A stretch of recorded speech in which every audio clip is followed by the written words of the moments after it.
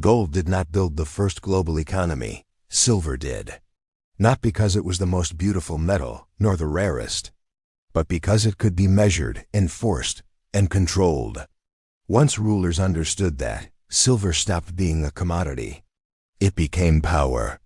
Understanding silver changes how we see everything: empire, war, debt, colonization, central banking.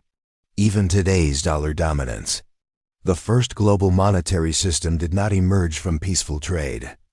It emerged from control, from accounting, from obligation.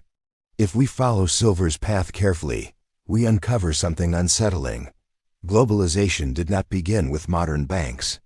It began when silver connected civilizations into one financial bloodstream. Tonight, we uncover how silver became the first global money, why it outcompeted every other substance, how empires rose and collapsed around it, and why the system it created still shapes the world economy today. Because silver was never just money. It was infrastructure for power. Long before coins existed, before banks, before stock exchanges, silver was already being used as a unit of account inside temples and palaces. Not traded in open markets, but recorded in ledgers. Temple administrators needed something stable to measure debts: grain owed, labor obligations, taxes due. Barter was inefficient, grain spoiled, livestock died. Silver did not. It was divisible, portable, durable, and most importantly, measurable by weight.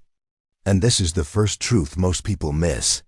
Silver became global money not because it was rare, but because it was enforceable. A ruler could demand taxes in silver. A temple could record debts in silver weight. A court could settle disputes in silver units. It created standardization. And standardization creates scale. By the time early empires expanded across regions, silver had already become the accounting language of power. But something deeper was happening. Silver didn't just facilitate trade.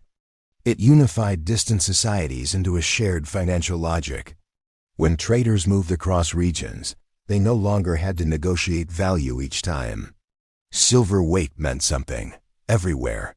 Long before globalization, silver connected civilizations into one integrated monetary network. From the Mediterranean to Asia, silver became the common denominator. Once money becomes standardized, power becomes scalable. Empires noticed. As Rome expanded, it didn't just conquer land, it secured silver mines. The Roman denarius wasn't powerful because of its stamp. It was powerful because it represented a measurable silver content. That silver financed armies, built roads, paid bureaucrats. Without steady silver flows, Rome's military machine would stall.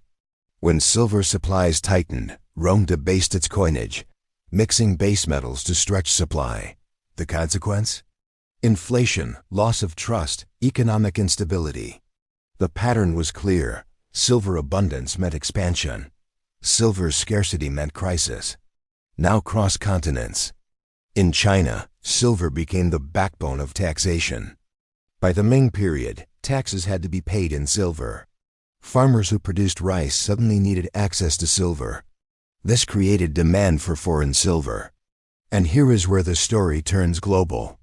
When Spain conquered the Americas, it gained access to massive silver deposits. The mines of Potosi in Mexico produced unimaginable quantities. But extraction required forced labor, indigenous populations, brutal systems of control. Silver did not simply emerge from trade. It was extracted through empire. Spanish galleons carried silver across oceans, into Europe, and then onward to Asia. Much of it ended in China. This created the first truly global monetary circulation. American mines, Spanish ships, European trade, Chinese demand. One metal, multiple empires. Integrated financial dependence. Silver had become the bloodstream of global commerce. But this is where the midpoint twist emerges. Silver wasn't neutral money, facilitating exchange. It was a geopolitical weapon. Empires fought over silver routes. Pirates targeted silver fleets. Colonization intensified to secure supply. Wars were financed by silver reserves. When silver flooded markets, inflation followed. Spain experienced massive price inflation because of silver influx. More silver didn't create more wealth. It created monetary distortion. Cause, effect, consequence. Silver expansion led to inflation, instability, and imperial strain. The very metal that enabled empire also destabilized it. When silver supplies declined or confidence eroded, entire systems shook. China's heavy reliance on silver taxes meant when inflows slowed, its fiscal system cracked, tax burdens intensified. Social unrest grew, economic rigidity hardened. Silver had unified the world, but it also created interdependence. And interdependence magnifies shocks. This is the breaking point every silver-based empire faced. When money's supply depends on extraction and conquest, stability depends on expansion. When expansion stops, crisis begins. So rulers tried to fix it. Debasement, forced currency reforms, monetary controls. But once trust in metal content declines, credibility collapses. And here's the deeper pattern. Silver taught rulers something critical. Money is not just metal. It is trust backed by enforcement. Silver worked because people believed rulers would maintain its weight and purity. Once that trust fractured, the system weakened. This realization led eventually to gold standards, then to paper notes redeemable for metal, and finally to fiat currency backed not by silver, but by state power. The legacy of silver is not just metallic, it's structural. It established the idea that global money requires standardization, enforcement, trust, power. Now shift to today. The US dollar functions much like silver once did.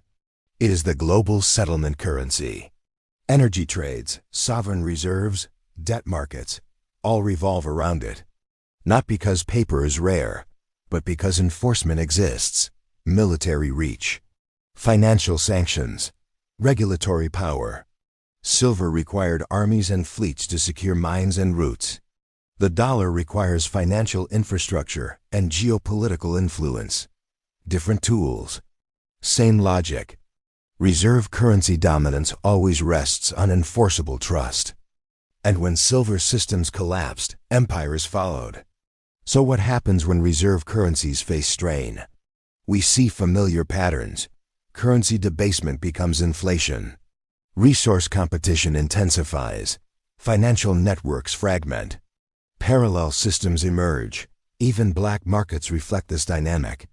When official systems lose credibility, alternative systems rise. Just as silver once flowed outside official channels through smuggling and piracy, today's shadow financial systems bypass formal banking, crypto networks, offshore banking, informal settlements. They exist because global monetary systems always produce pressure points. The first global money created the first global shadow flows. And here's the final reveal. Silver was never about metal, it was about scalable obligation. It allowed empires to measure and enforce value across distance. That system evolved into gold standards, then central banking, then fiat currency. But the architecture remains. A global money system backed by power. When we look at modern inflation, debt cycles, sanctions, or reserve currency disputes, we are watching echoes of silver's story. Money is never neutral. It reflects whoever controls its measurement and enforcement. Silver built the first global financial order. It also exposed its fragility. Because when trust erodes, metal is not enough. Today, the question is not whether silver built the first global economy. It's whether our current global money can withstand the same pressures that toppled empires before. History suggests one uncomfortable truth. Global money does not collapse slowly. It fractures under pressure, then reshapes power. And the next monetary system is always born from the weakness of the last. Silver taught us that. The world just keeps repeating it. If you want to understand where global finance is heading, you must understand where it began. And it began with silver, the first true global money.